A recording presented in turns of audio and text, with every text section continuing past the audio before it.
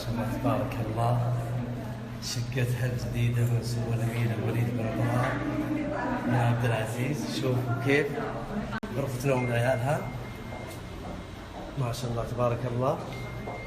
صالة ما شاء الله تبارك الله، جهزوا لها مطبخ كامل ما شاء الله تبارك الله، ما شاء الله تبارك الله.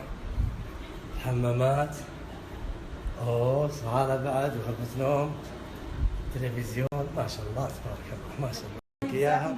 والف مبروك، الف مبروك. الله يعطيكم ويثريكم ان شاء الله. الله يوفقكم ان شاء الله. مبروك عليك، مبروك. الله يوفقكم ان شاء الله. الله يجعلها بلد امن ويكثر من امثالكم يا رب العالمين.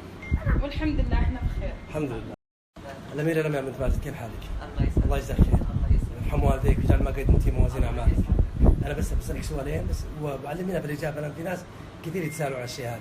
أميرة، مؤسسة الوليد كم اسكان توزع في السنه؟ تقريبا احنا نوزع تقريبا 1000 وحده كل سنه، الى الان تقريبا فوق ال 2000 وحده سنويا.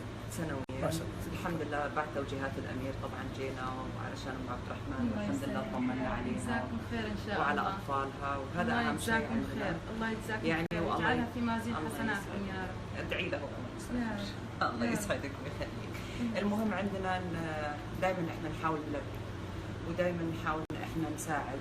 طبعا هذا المشروع ابتدى من 2015 والحمد لله يا رب موفقنا والحمد لله يا رب. والله يجزاكم خير، رجال ما تقدموا موازين اعمالكم.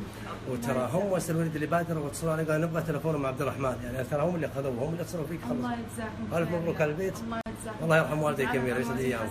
يبنيكم ان شاء الله قصور بالجنه. يا رب. يبنيكم قصور بالجنه ان شاء الله، انتم وخادم الحرمين الشريفين والوليد بن طلال وكل